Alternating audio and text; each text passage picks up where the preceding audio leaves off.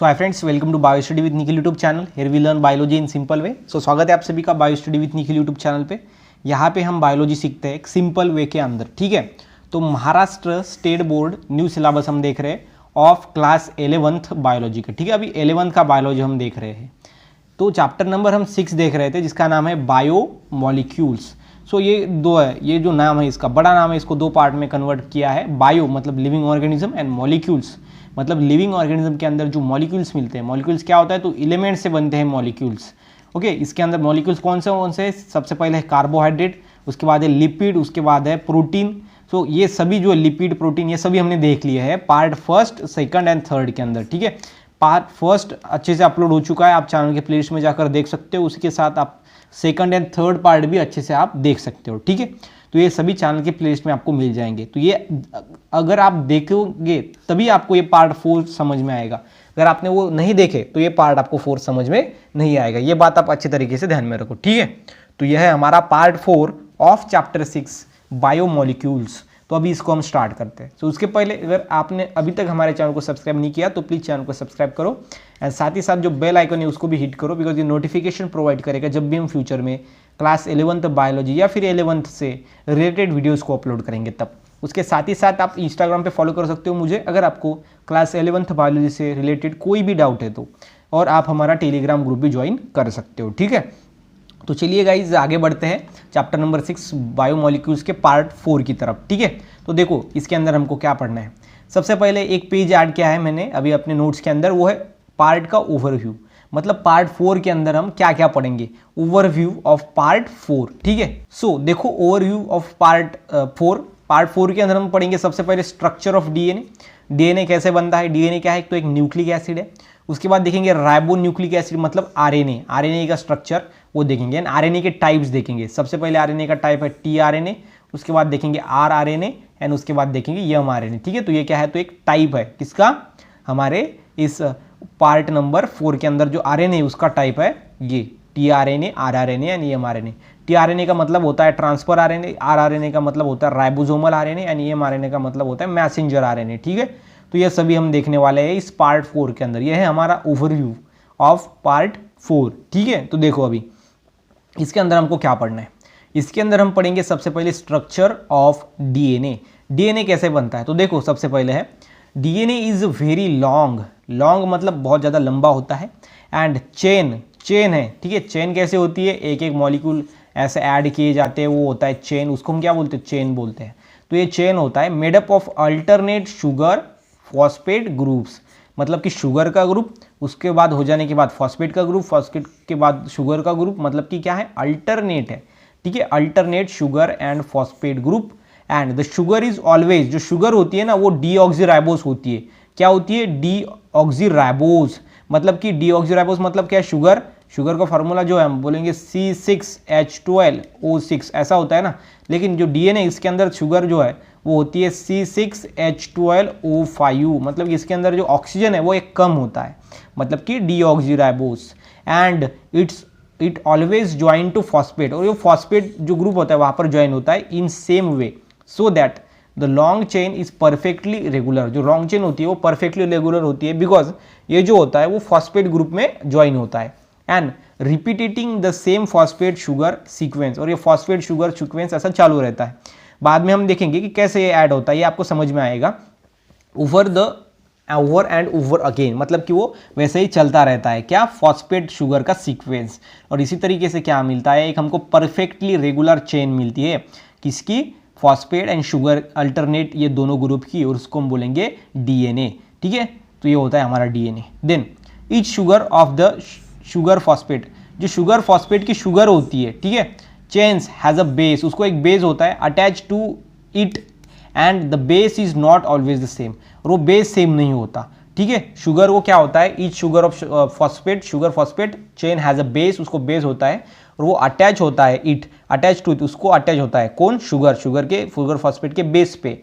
And base is not always same, और base always same नहीं होता, ठीक है। ये आपको ध्यान में रखना है यहाँ पर स्ट्रक्चर ऑफ डीएनए के अंदर। तो देखो this unit which consist of sugar phosphate and nitrogen base is called as nucleotide. सबसे पहले डीएनए के अंदर कौन कौन से 3 स्ट्रक्चर से बनता है डीएनए। सबसे पहला होता है शुगर, उसके बाद होता है फॉस्फेट ग्रुप एंड देन होता है नाइट्रोजन बेस। ठीक है, तो sugar, phosphate and nitrogen group, nitrogen base हम उसको बोलते हैं।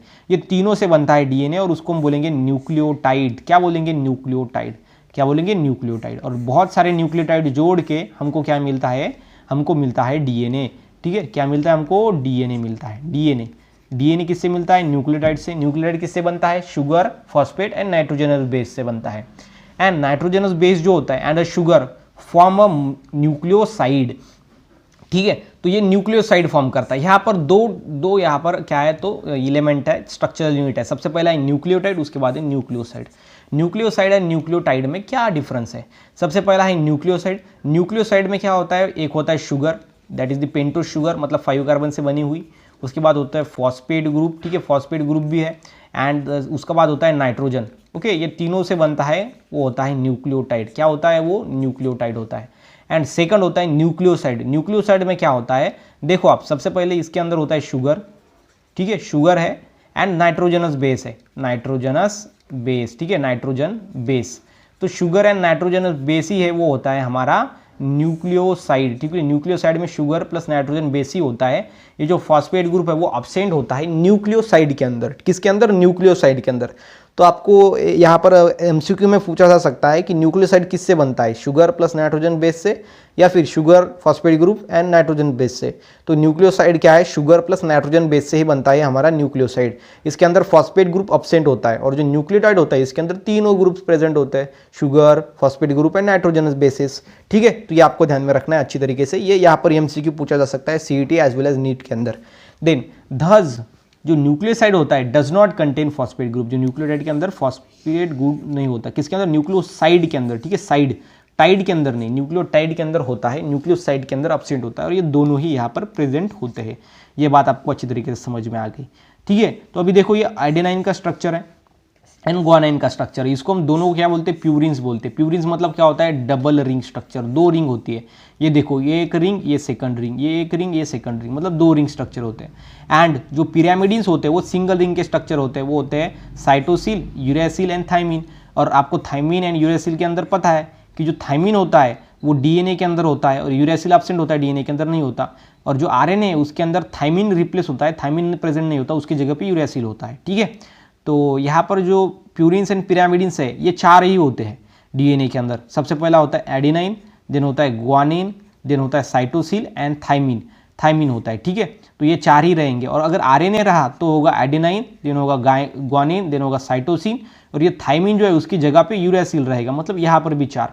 ये किसके अंदर? ये आरएनए के अंदर। ये आपको ध्यान में रखना, ये आरएनए के अंदर होता है एंड ये होता है हमारा डीएनए के अंदर। ठीक है, अच्छी तरीके से इसको समझ के लेना है आपको। बाकी यहाँ पर बहुत इंपॉर्टेंट है ये बातें। और ये सिंगल रिंग का है, एक ही रिंग है, ये एक रिंग और ये एक रिंग, इसलिए हम इसको बोले हैं पिरामिडिन्स। और ये जो प्यूरिन्स होता है ये डबल रिंग का होता है। देखो, ये एक रिंग एंड ये सेकंड रिंग। और अगर इसको आपको ध्यान में रखना है कि प्यूरिन्स कौन कौन से होते हैं, तो इसके जो लास्ट में वो आता है 9, यानी 9, मतलब कि 9 आता है। अगर लास्ट में अगर प्रोनाउंसिएशन में 9 आता है तो आपको समझ जाने का कि ये प्यूरिन्स है। ठीक है, मतलब कि आपको पूछा जाएगा कि which of the following is purines. आपको एग्जाम्पल में दिया जाएगा cytosine, uracil, adenine and thymine. तो आपको यहाँ पर उच्चार में जो प्रोनाउंसिएशन उसको मिलेगा कि एडेनाइन, इसके पीछे 9 है तो ये है प्यूरिन्स, मतलब कि डबल रिंग से बना हुआ स्ट्रक्चर। ठीक है, तो अच्छी तरीके से आप जो इसको ध्यान में रख सकते हो। तो ये जो स्ट्रक्चर है वो किससे बना है? अभी देखो, ये जो स्ट्रक्चर है वो बनेगा किससे? नाइट्रोजनस बेस रहेंगे ये न्यूक्लियोक एसिड के अंदर। अभी देखेंगे ऊपर स्ट्रक्चर इसका डीएनए का। Then 4 types of nucleotides are found in DNA. DNA के अंदर कितने टाइप्स के मिलते हैं? 4 टाइप के डीएनए मॉलिक्यूल के अंदर कितने टाइप के? 4 टाइप के। कौन कौन से?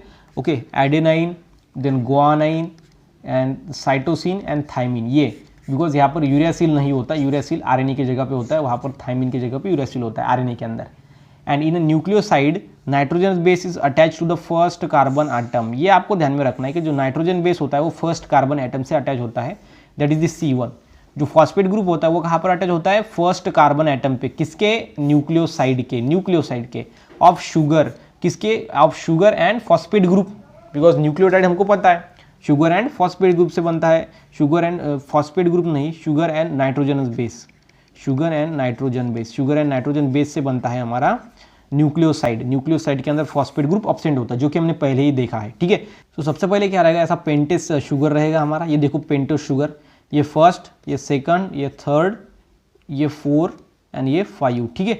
ये 5 यहाँ पर रहेंगे। ये रहेगा हमारा कौन सा रहेगा, ये पेंटेस शुगर 1 2 3 4 5, ये 5 कार्बन का रहेगा, इसलिए हम इसको बोलेंगे पेंटेस शुगर। और ये शुगर से क्या होगा, हमारा फॉस्फेट ग्रुप ऐड होगा। क्या होगा, फॉस्फेट ग्रुप। सो यहाँ पर जो है वो आपको ध्यान में रखना है अच्छी तरीके से। देखो इसे इधर कैसे होता है, देखो सबसे पहले होता है पेंटेस शुगर।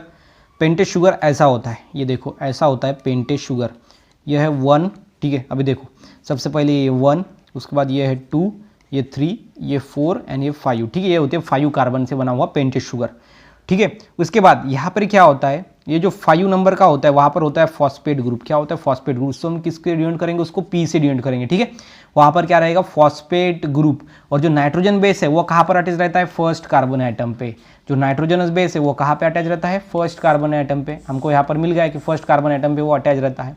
तो फर्स्ट कार्बन एटम कहाँ पे है, यह है हमारा फर्स्ट, यह है हमारा सेकंड, यह है थर्ड, यह है 4 एंड ये 5। 5 पे क्या रहता है, फॉस्फेट ग्रुप अटैच रहता है। ये आपको समझ में आ गया, ठीक है।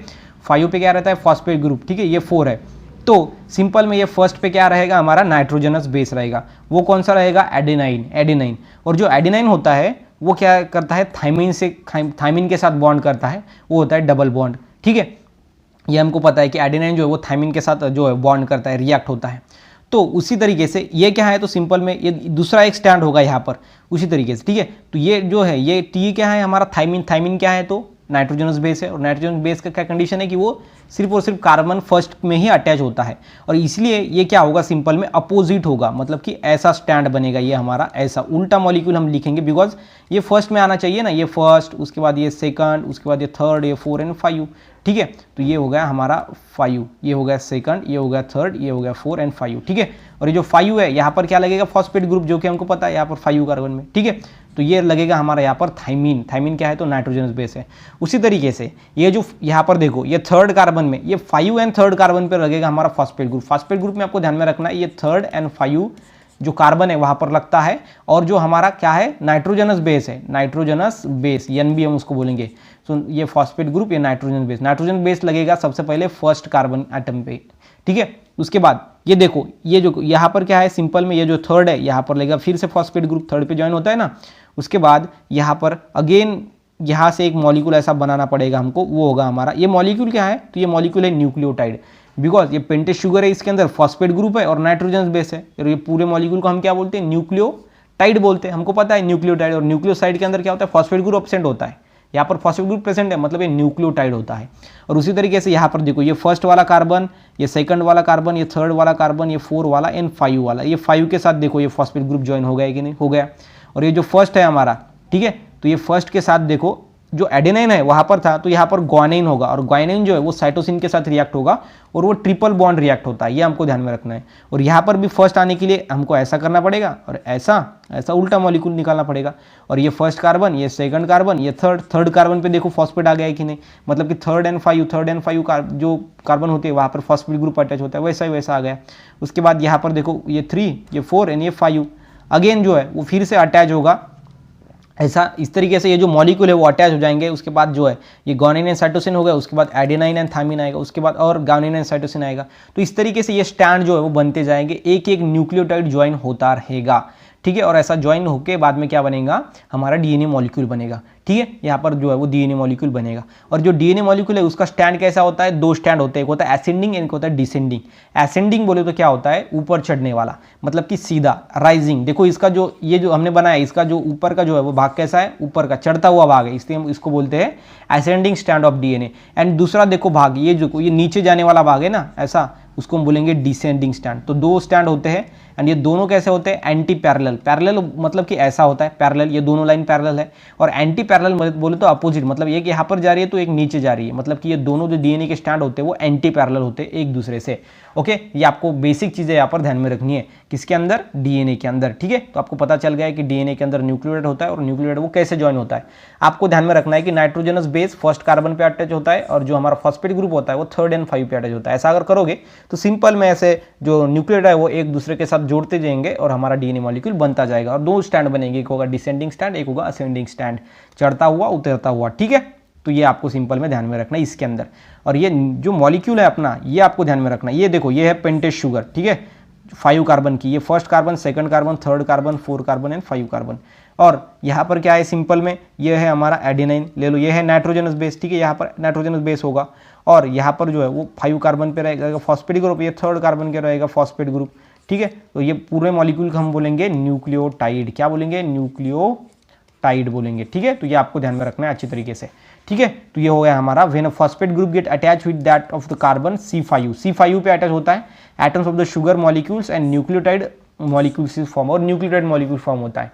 यहाँ पर देखो 5 के अंदर हमने क्या किया, ये अटैच किया, और जो दूसरा रहेगा हमारा ये मॉलिक्यूल, ठीक है।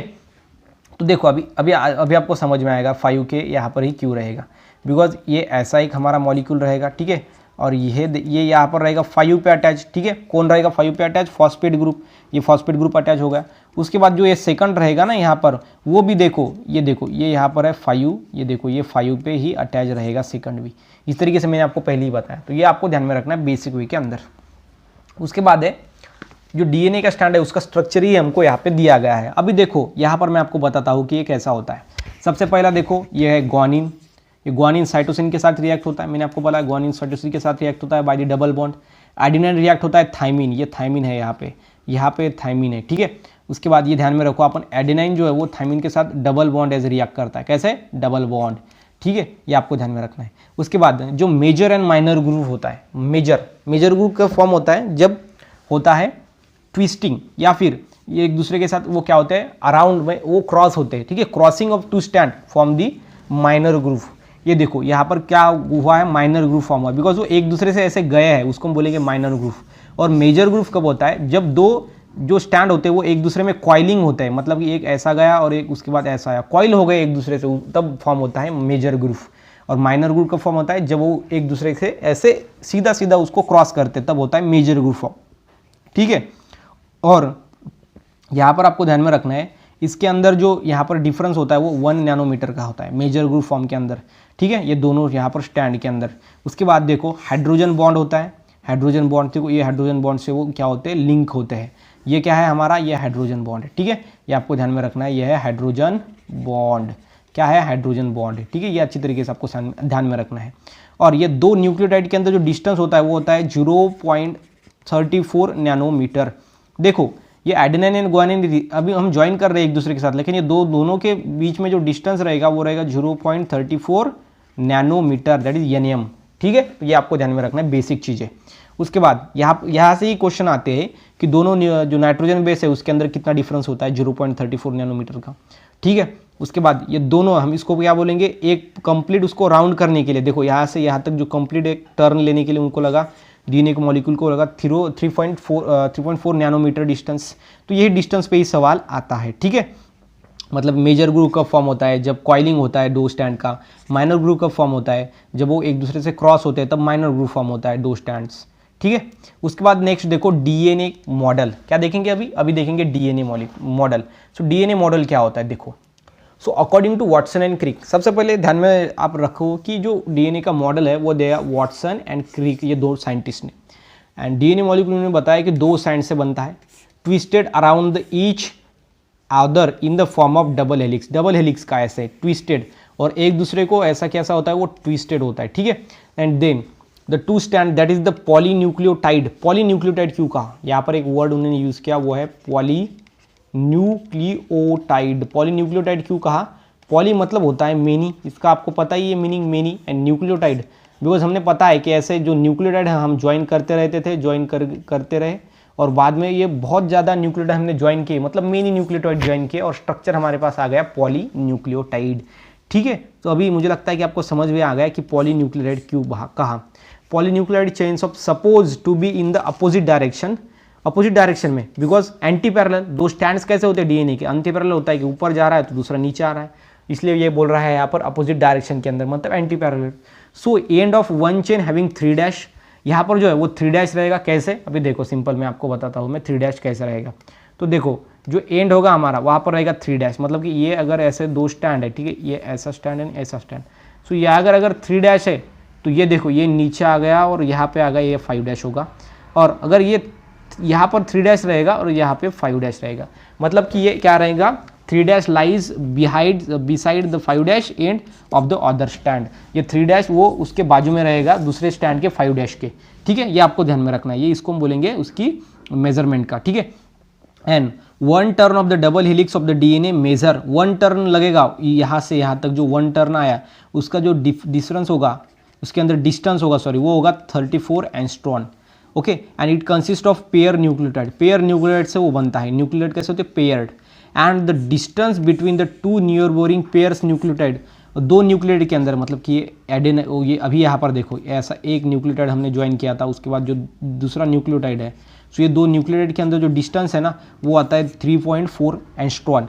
And the diameter of DNA molecule has been 20 angstrom. Diameter मतलब कि अगर ऐसा मॉलिक्यूल है, ठीक है, तो ये हम बोलेंगे ये है सिंपल में क्या है, बीच में जा रही है, और ये पूरा का पूरा ये डिस्टेंस जो रहेगा ना वो रहेगा उसका डायमीटर, वो रहेगा 20 angstrom. And there are certain organisms like bacteriophages, और ऐसा ऑर्गेनिज्म है बैक्टीरियोफेजेस जिसको हम क्या बोलते हैं, Sai, okay, into 174 and the several bacterial viruses which possesses the single stand DNA. इसके अंदर सिर्फ और सिर्फ सिंगल स्टैंड डीएनए होता है, किसके अंदर, बैक्टीरियोफेजेस के अंदर। बैक्टीरियोफेजेस मतलब क्या होता है, देखो बैक्टीरियोफेजेस मतलब क्या होता है मैं आपको बताता हूँ अभी।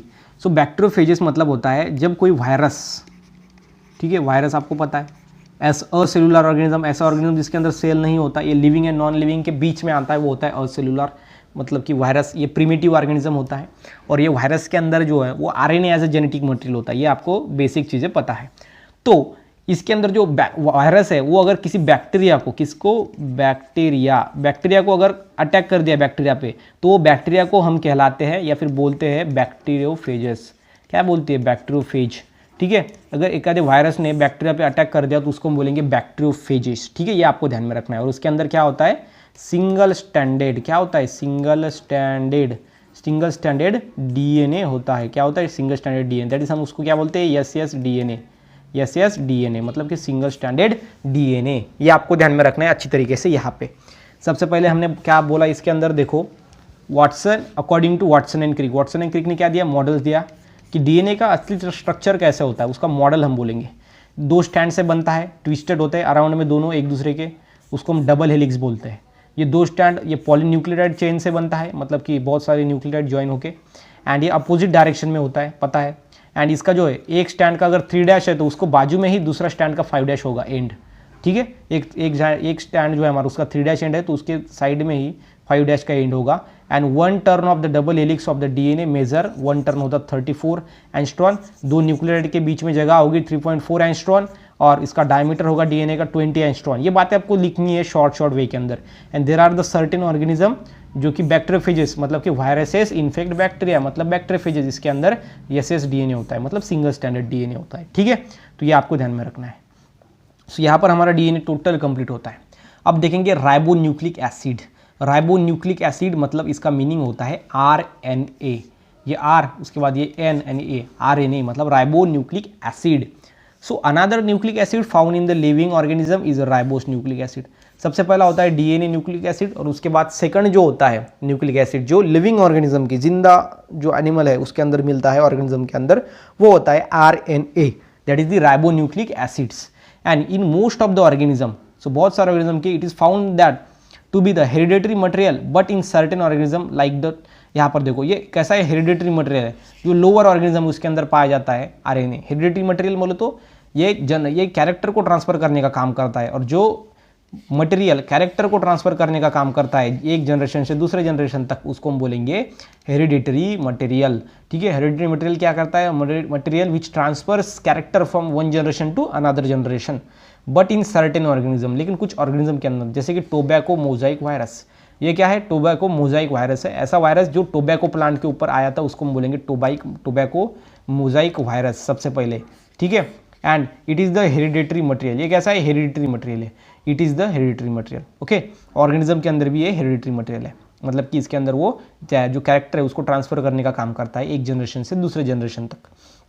Then like DNA, ribonucleic acid also consist of polynucleotides. जैसे डीएनए के अंदर पॉलीन्यूक्लियोटाइड होता है, वैसे कि अंदर जो राइबोन्यूक्लिक एसिड है मतलब आरएनए के अंदर भी पॉलीन्यूक्लियोटाइड होता है। And chain with the difference that it consist of, और इसके अंदर डिफरेंस क्या होता है, ये सिंगल स्टैंडर्ड होता है, सिर्फ और सिर्फ सिंगल स्टैंडर्ड। मतलब जैसा डीएनए, डीएनए के अंदर क्या होता है, देखो अभी यहाँ पर आप ध्यान में रखना है, जो डीएनए है हमारा डीएनए, सो डीएनए के अंदर क्या होता है, पॉलीन्यूक्लियोटाइड होता है, ठीक है, पॉलीन्यूक्लियोटाइड मतलब बहुत सारे न्यूक्लियोटाइड ज्वाइन होते हैं, उसको बोलेंगे पॉलीन्यूक्लियोटाइड, ठीक है। सो सिंपल में जो आरएनए है उसके अंदर भी पॉलीन्यूक्लियोटाइड है, लेकिन यहाँ पर क्या होगा, सिंगल स्टैंडर्ड क्या होगा, आरएनए होगा। ये आरएनए कैसा होगा, सिंगल स्टैंडर्ड। और जो डीएनए होगा हमारा वो होगा डबल स्टैंडर्ड डीएनए, मतलब डीएस डीएनए, ठीक है, ये आपको ध्यान में रखना है, डबल स्टैंडर्ड, ये सिंगल स्टैंडर्ड। देन एग्जाम्पल देखो इसका, reovirus and wound tumour virus. ये जो वायरस है यहाँ पर जो आरएनए है वो यहाँ पर डबल स्टैंडर्ड है। ये ऐसे आरएनए जिसके अंदर जो वायरसेस है, मतलब ये ऐसा वायरस है ये जिसके अंदर आरएनए डबल स्टैंडर्ड होता है। And the nucleotide of RNA, जो आरएनए का न्यूक्लियोटाइड है, हाउ द राइबोस शुगर है इंस्टेड ऑफ डीऑक्सीराइबोस शुगर। सो यहाँ पे आपको ध्यान में रखना है कि जो आरएनए है इसके अंदर भी क्या है, पेंटेज शुगर है, उसके बाद राइबोज पेंटेज शुगर है, उसके बाद फॉस्फेट ग्रुप है एंड नाइट्रोजन बेस है। लेकिन यहाँ पर जो शुगर होता है किसके अंदर, आरएनए के अंदर, वो होता है राइबोज इंस्टेड ऑफ डीऑक्सीराइबोस। जो डीएनए के अंदर शुगर होता है वो होता है, वो उसका नेम ही है डीऑक्सीराइबोस न्यूक्लिक एसिड, मतलब डीएनए। और जो राइबोसोम है उसके अंदर होता है राइबोस न्यूक्लिक एसिड, मतलब इसके अंदर शुगर जो होता है राइबोस होता है। अभी डीऑक्सीराइबोस एंड राइबोस शुगर के अंदर क्या डिफरेंस, ये बात आती है। सो अगर C6H12O6 ऐसा है तो इसको हम क्या बोलेंगे, राइबोस शुगर बोलेंगे, मतलब इसके अंदर ऑक्सीजन C6 है, ओके, ग्लूकोज कंप्लीट है। और डीऑक्सीराइबोस के अंदर क्या होता है, C6H12O5 रहता है, मतलब 1 ऑक्सीजन कम रहता है, ठीक है। तो ये आपको ध्यान में रखना है यहाँ पे। उसके बाद नेक्स्ट देखो, यह है सिंगल स्टैंडर्ड ऑफ आरएनए। ये आरएनए का सिंगल स्टैंड का स्ट्रक्चर है। सबसे पहले यहाँ पर देखो ये यूरासिल है। यूरासिल क्यों है, बिकॉज थाइमिन जो होता है वो डीएनए के अंदर होता है। थाइमिन कहाँ पर होता है, डीएनए के अंदर। और जो डीएनए का थाइमिन है ना वो रिप्लेस हो जाता है बाय द यूरासिल। मैंने आपको पहले भी कहा था कि जो आरएनए है उसके अंदर थाइमिन नहीं होता, उसके अंदर यूरासिल होता है। और जो डीएनए है उसके अंदर यूरासिल नहीं होता, उसके अंदर थाइमिन होता है, ठीक है। उसके बाद ये राइबो न्यूक्लिक एसिड, ठीक है। उसके बाद जो देखो यहाँ पर है एडेनाइन, देन फॉस्फेट ग्रुप है, ओके, PSO4, ओके। उसके बाद जो है यहाँ पर देखो साइटोसिन है। तो इस तरीके से वैसा ही स्ट्रक्चर होगा ये, लेकिन ये सिंगल स्टैंडर्ड स्ट्रक्चर होगा। कैसे होगा, सिंगल स्टैंडर्ड स्ट्रक्चर। मतलब देखो ऐसा, अगर ये पेंटेज शुगर है, ठीक है, तो यहाँ पर जो यहाँ पर देखो H2 यहाँ पर ही रहेगा। ये मैंने आपको बताया कि ये 5 में क्या रहता है, फॉस्फेट रहता है। तो देखो ये ऐसा रहेगा, ये फर्स्ट वाला, ये सेकंड वाला कार्बन, ये थर्ड वाला कार्बन, ये 4 वाला एंड 5 वाला, ठीक है। उसके बाद जो थर्ड वाला कार्बन रहेगा, अगेन यहाँ पर जो है फॉस्फेट रहेगा। उसके बाद अगेन ऐसा स्ट्रक्चर ये बनेगा, ऐसा स्ट्रक्चर, ठीक है, ऐसा स्ट्रक्चर। उसके बाद ये फर्स्ट वाला कार्बन, सेकंड वाला कार्बन, थर्ड, 4 एंड 5 वाला कार्बन, ठीक है। उसके बाद अगेन वो ऐसा स्ट्रक्चर बनेगा। ये होगा हमारा सिंगल स्टैंडर्ड, ठीक है। ये सेकंड, थर्ड, ये 4 एंड ये 5 एंड ये 5 ये रहेगा फॉस्फेट ग्रुप। और इसके थर्ड के एंड इसके 5 पे रहेगा फॉस्फेट ग्रुप, जो कि मैंने आपको पहले ही बता दिया था, ठीक है। और यहाँ पर सिंपल में क्या रहेगा, ये फर्स्ट पे रहेगा यूरासिल। उसके बाद यहाँ पे रहेगा सिंपल में एडेनाइन, क्या रहेगा, एडेनाइन। अगेन उसके बाद रहेगा साइटोसिन, क्या रहेगा, साइटोसिन। तो ये क्या है, यह है नाइट्रोजनस बेस, और ये फर्स्ट कार्बन पे ही अटैच है। ये देखो इसके फर्स्ट पे ही, और ये नाइट्रोजन बेस जो फर्स्ट कार्बन पे ही अटैच होते हैं। और जो फॉस्फेट ग्रुप होता है वो 3 एंड 5 इस कार्बन पे अटैच होता है। यहाँ पर देखो इसके 3 पे और इसके 5 के अटैच है, 3 और 5 साइड के कार्बन पे, ठीक है। और इस तरीके से ये सिंगल स्टैंड होता है। लेकिन डीएनए में क्या होता है, इसके अपोजिट में ही दूसरा स्टैंड भी होता है, मतलब इससे ये दूसरे अपोजिट में वो होता है डबल स्टैंड का स्ट्रक्चर। लेकिन यहाँ पर वो किसी के साथ पेयर नहीं करेगा, सिंपल में ऐसा सिंगल स्टैंडर्ड स्ट्रक्चर होगा। यहाँ पर देखो अभी आपको समझ में आएगा कि आप बोलेंगे सर ये पी आपने लिखा है वो कैसे, यहाँ पर कैसे, किधर है वो दिखाओ। तो देखो सबसे पहले ये देखो, ये जो है वो 5 वाला कार्बन है, देखो यहाँ पर जो है वो ये है फॉस्फेट ग्रुप, ठीक है। उसके बाद ये देखो ये 3 ये आपको दिख रहा है, ये 3 में अगेन ये है फॉस्फेट ग्रुप, ठीक है। उसके बाद अगेन देखो ये 5 में है, इसके ये जोड़ दिया, इसके 5 में ये जोड़ दिया हमने, ठीक है। ये है हमारा फॉस्फेट ग्रुप, ठीक है। अभी आपको बता ही देता हूँ पूरा, ठीक है। ये है हमारा फॉस्फेट ग्रुप।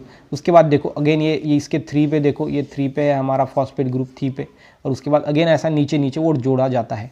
और यहाँ पर देखो इसके फर्स्ट में है यूरासिल, इसके फर्स्ट में जो है वो राइबो न्यूक्लियोटाइड है। उसके बाद इसके जो है वो है साइटोसाइन, ठीक है। इस तरीके से आपको ध्यान में रखना है अच्छी तरीके से, सिंगल स्टैंडर्ड आरएनए। उसके बाद नेक्स्ट देखो, इन केस ऑफ आरएनए, ठीक है। आरएनए के केस में क्या होता है, uracil substitutes thymine by the DNA. मैंने आपको पहले ही बताया कि जो यूरासिल होता है वो आ जाता है किसके अंदर, आरएनए के अंदर, ठीक है। हालांकि जो डीएनए है उसके अंदर थायमिन होता है, डीएनए का थायमिन रिप्लेस हो जाता है, उसकी जगह पे आ जाता है यूरैसिल, मतलब यूरैसिल सब्सटीट्यूट कर देता है, उसको निकाल देता है, किसको, थायमिन को, थायमिन पे जगह पे यूरैसिल आ जाता है, किसके अंदर, आरएनए के अंदर।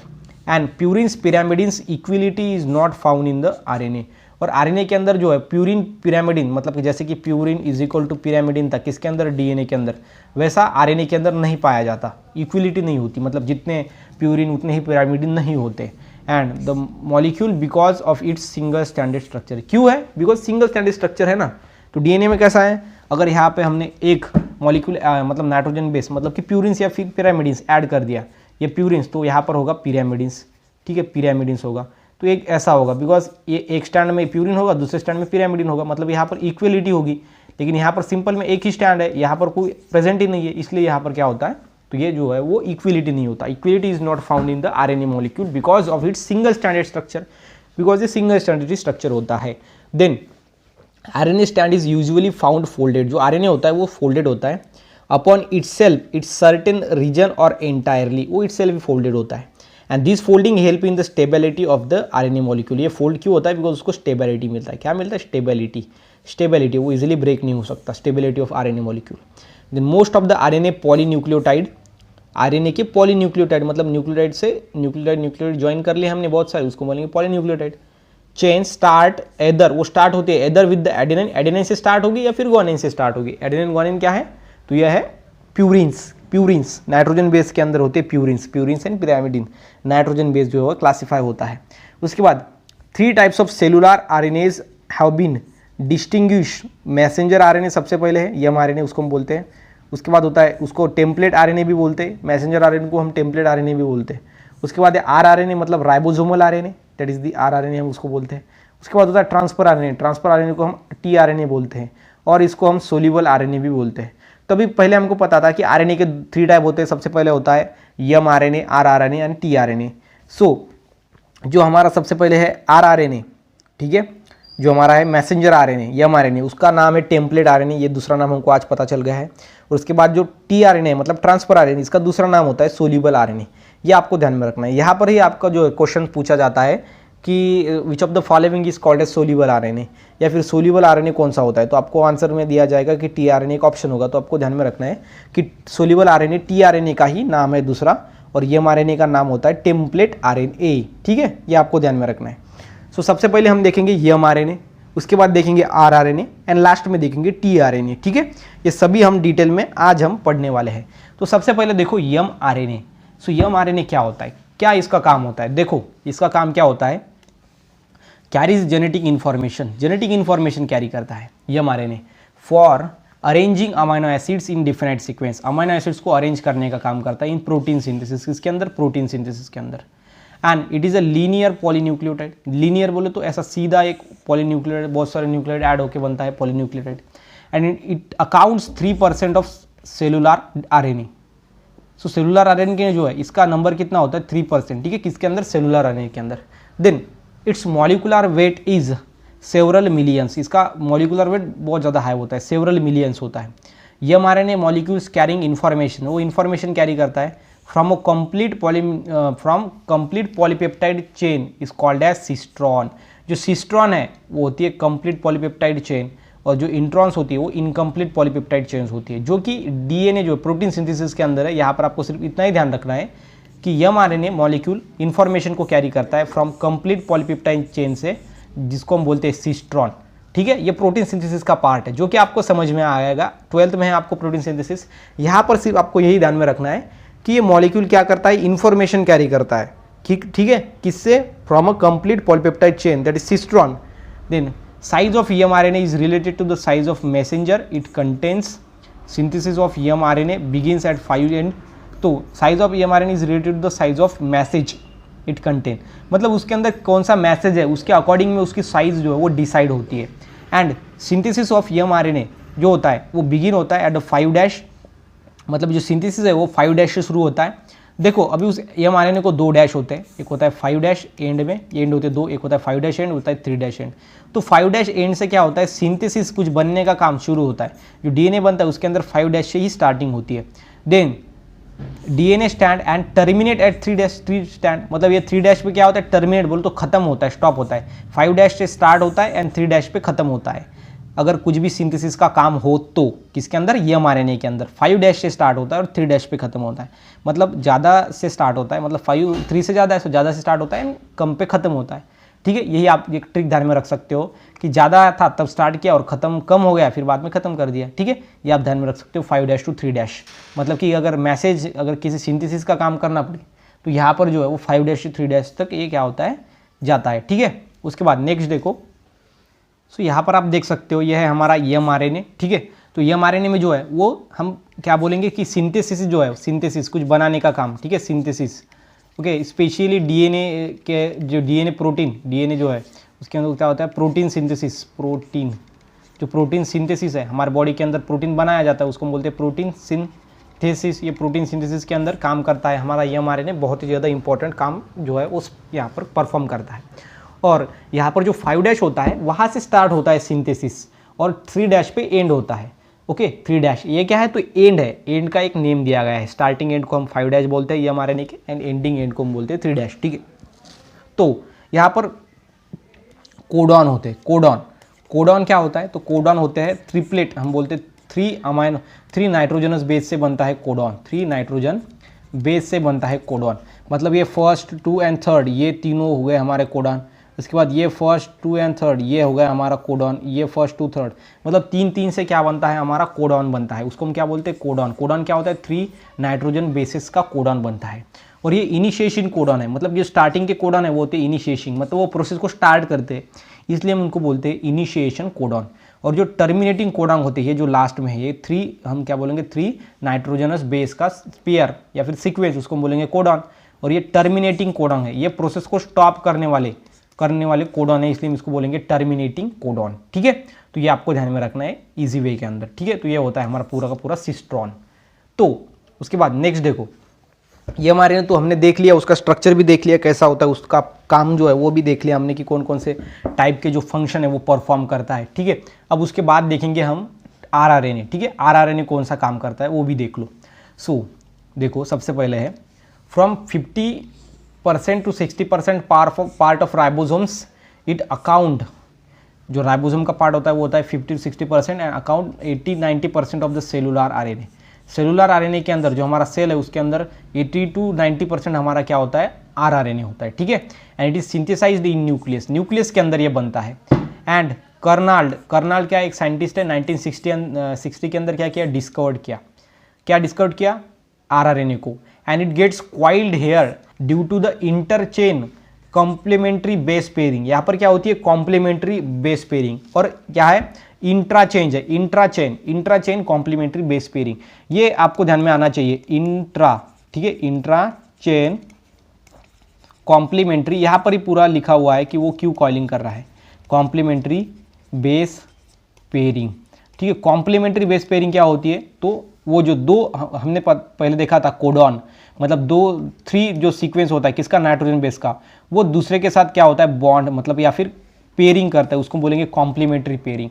और ये कैसा होता है, इंट्रा बोले तो किसी भी एक ही चेन के अंदर ये क्या करते हैं, पेयरिंग करते हैं। तो अभी देखो ये पूरी की पूरी एक ही चेन है, लेकिन यहाँ पर देखो ये चेन की 3 हमारे क्या है, तो हमने देखा था कि कोडॉन है, और इसको देखो इसके साथ उन्होंने क्या कर लिया, पेयर कर लिया।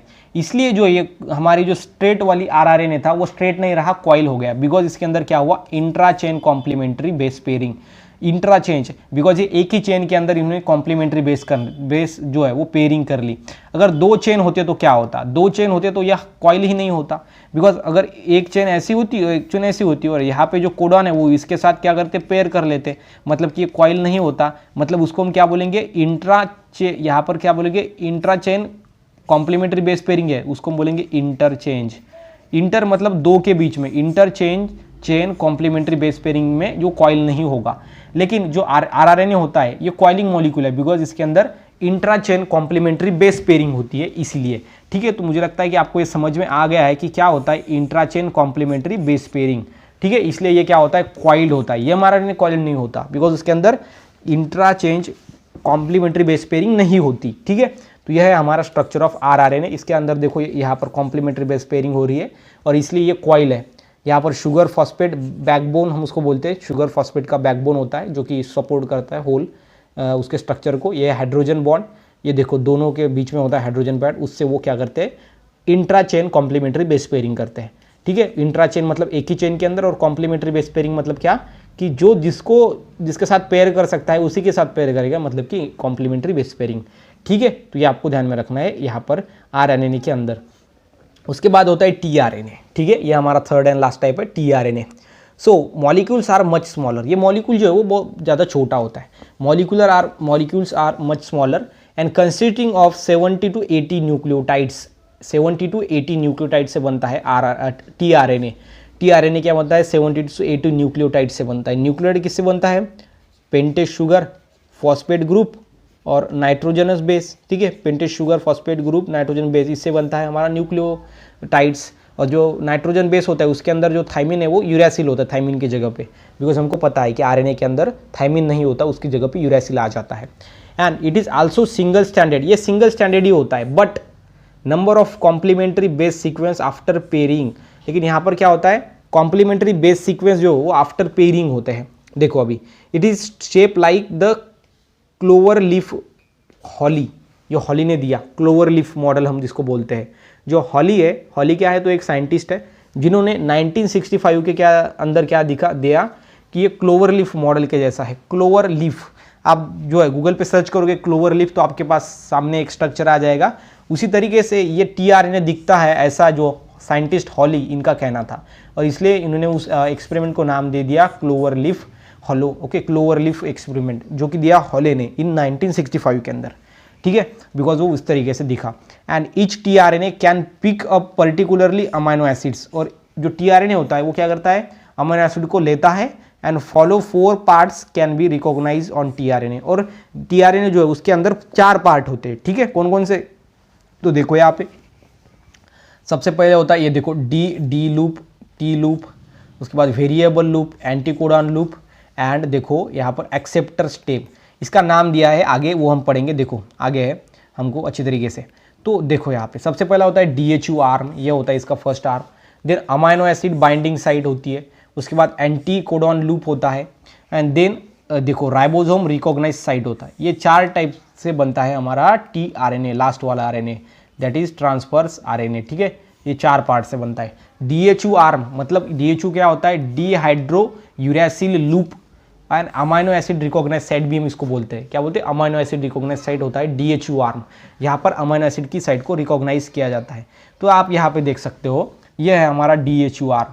यहाँ पर क्या किया जाता है अमाइनो साइड की जो है वो यहाँ पर सिंपल में ये देखो डी लूप मतलब डीएचयू आर्म होता है ये।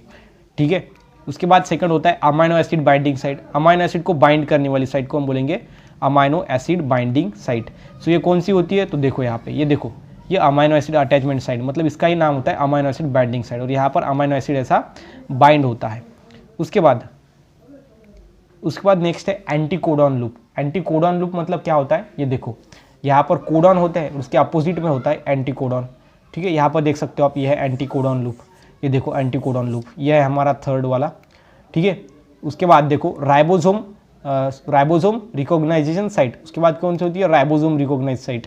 सो ये जो है यहाँ पर ये होती है राइबोसोम रिकॉग्नाइज साइट, उसको हम टी लूप भी बोलते हैं। ठीक है, यह है राइबोसोम रिकॉग्नाइज साइट। इस तरीके से यहाँ पर होते हैं। And in the anticodon loop of tRNA, anticodon जो लूप होता है टीआरएनए के अंदर, वहाँ पर क्या होती है 3 अनपेयर्ड न्यूक्लियोटाइड्स। ऐसे न्यूक्लियोटाइड जो दूसरे के साथ पेयर्ड नहीं है, मतलब unpaired nucleotides are present, are called as anticodon. उसको हम क्या बोलेंगे एंटीकोडॉन बोलेंगे। ठीक है, एंटीकोडॉन साइड पे क्या होते हैं 3 अनपेयर्ड न्यूक्लियोटाइड्स होते हैं, उनको हम एंटीकोडॉन बोलते हैं। And which pairs with the codon present on mRNA पे जो प्रेजेंट है वहाँ से ये पेयर कर लेते हैं उसके साथ। ठीक है, उसके साथ वो पेयर कर लेते हैं। यहाँ पर आप देख सकते हो सिंपल में ये एंटीकोडॉन जो है वहाँ पर क्या है, देखो अभी सबसे पहले मैं इसको इरेज कर देता हूँ। यहाँ पे एंटीकोडॉन पे आपको दिख रहा है ये 3 न्यूक्लियोटाइड, ये अनपेयर्ड होते हैं और ये पेयर्ड कर लेते हैं किसके साथ, ये देखो ये किसके साथ 3 न्यूक्लियोटाइड के साथ, किसके एमआरएनए के। ठीक है, ये एमआरएनए है, ये एमआरएनए के जो 3 न्यूक्लियोटाइड है उसके साथ ये एंटीकोडॉन पे जो 3 न्यूक्लियोटाइड है वो पेयर कर लेते हैं, जो कि हमने यहाँ पर देखा with the codon present on mRNA. ठीक है, जो यहाँ पर एंटीकोडॉन है कहाँ पर न्यूक्लियोटाइड्स मतलब अनपेयर्ड न्यूक्लियोटाइड, लेकिन कितने 3, वो एमआरएनए के जो कोडॉन है उसके साथ क्या कर लेते हैं पेयर कर लेते हैं। and the specific amino acid attached to the 3' end in acceptor stem or clover leaf of the tRNA। Clover leaf हम उसको बोलेंगे बिकॉज ये क्लोवर लीफ के जैसा दिखता है, ठीक है। क्लोवर लीफ आप गूगल पे जाओगे तो आपको डेफिनेटली उसका मिलेगा पिक्चर, वो आपके लिए एक्टिविटी वो आप देख सकते हो, ठीक है। तो ये यहाँ पर है हमारा tRNA। तो यहाँ पर जो गाइज है हमारा पार्ट जो 4 है वो खत्म होता है। सो पार्ट फर्स्ट भी हमने खत्म कर दिया, पार्ट 2 भी, पार्ट 3 भी खत्म कर दिया, अब ये पार्ट 4 भी आज खत्म हो चुका है। रिमेनिंग 2 पार्ट रह गए हैं, बाकी का जो पोर्शन है वो बाकी 2 पार्ट्स के अंदर हम कवर करेंगे, ठीक है। तो यहाँ पर जो हमारा पार्ट 4 है वो खत्म होता है। अगर गाइज आपको वीडियो अच्छा लगा हो तो आप बताओ कि आपको वीडियो कैसे लगा, एंड अच्छा लगा है तो वीडियो को अपने फ्रेंड के साथ शेयर करो ताकि उनको भी एक अच्छे एंड इंटरेस्टिंग वे में पढ़ने का मौका मिले, ठीक है। तो मिलते हैं गाइज नेक्स्ट वीडियो में, तब तक के लिए stay happy, stay motivate, thank you so much.